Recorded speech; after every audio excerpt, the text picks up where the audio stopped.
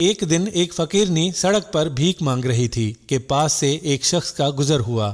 فقیرنی نے آواز لگائی، ارے صاحب، اللہ کے نام پر کچھ دے دو۔ وہ شخص اس کی پکار سنے بغیر اس کے پاس سے گزر گیا، مگر اس کے ہاتھ سے اس کا پرس گر گیا۔ اس کے جانے کے بعد اس فقیرنی کی نظر اس پرس پر پڑی۔ وہ فقیرنی یہ پرس دینے اس کے پیچھے بھاگی، آوازیں لگائیں، ارے صاحب رکو، آپ کا پرس گر گیا ہے۔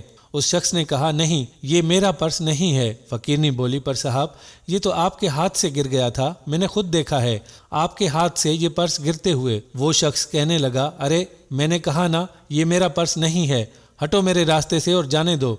یہ کہہ کر وہ وہاں سے چلا گیا۔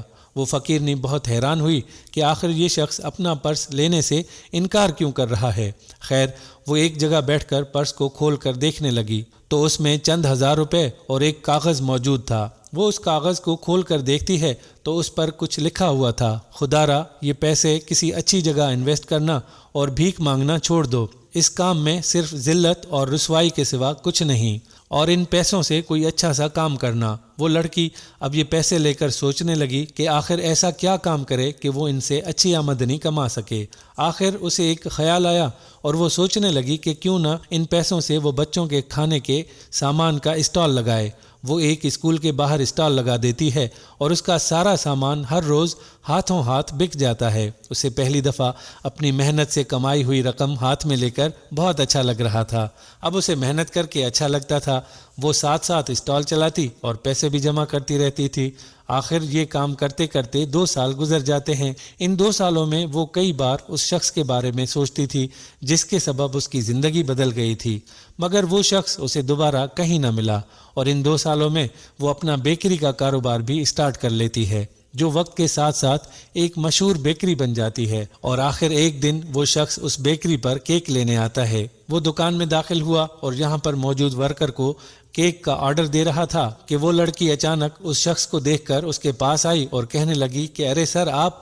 وہ شخص پوچھتا ہے کہ جی آپ کون؟ لڑکی نے کہا کہ سر آپ نے مجھے نہیں پہچانا، لیکن میں نے آپ کو پہچان لیا ہے، میں اپنے محسن کو کیسے بھلا سکتی ہوں؟ یاد ہے آپ کو ایک بار آپ نے اپنا پرس گرا دیا تھا اور اس پرس میں لیٹر بھی میرے لیے چھوڑا تھا، آپ کے اس لیٹر نے میری پوری زندگی بدل ڈالی۔ اب میں محنت کر کے کمانے لگی ہوں اور آخر اس محنت نے مجھے اتنا سلا دیا ہے کہ آج یہ میرا کاروبار اتنا چل رہا ہے۔ میں اللہ کا جتنا بھی شکر ادا کروں کم ہے کہ آپ جیسے لوگوں کی وجہ سے ہی ہم جیسے لوگ بھی عزت سے آج کچھ کمانے کے قابل بن گئے۔ وہ شخص کہنے لگا، ارے آپ وہی ہیں، یقین مانے آپ کو یہاں دیکھ کر مجھے بہت خوشی ہوئی ہے۔ بس میں بھی یہی چاہتا تھا کہ آپ کسی اچھے مقام پر پہنچ جائیں تاکہ آپ کو کسی اچھے مقام پر دیکھ سکوں۔ آخر آپ بھی میری بہن ہی تو ہیں۔ لڑکی بولی، سر آپ نے اس دن کیوں کہا تھا کہ پرس آپ کا نہیں ہے؟ وہ شخص کہنے لگا کہ اصل میں نہیں چاہتا تھا کہ آپ میری احسان مند ہوں اور آپ کو یہ احساس کبھی آگے بڑھنے نہ دے۔ میرے پیارے دوستو، اگر ہم اسی طرح سے دوسرے لوگوں کا احساس کریں تو یقین کیجئے کہ ہمارے معاشرے میں حقیقی تبدیلی آ سکتی ہے۔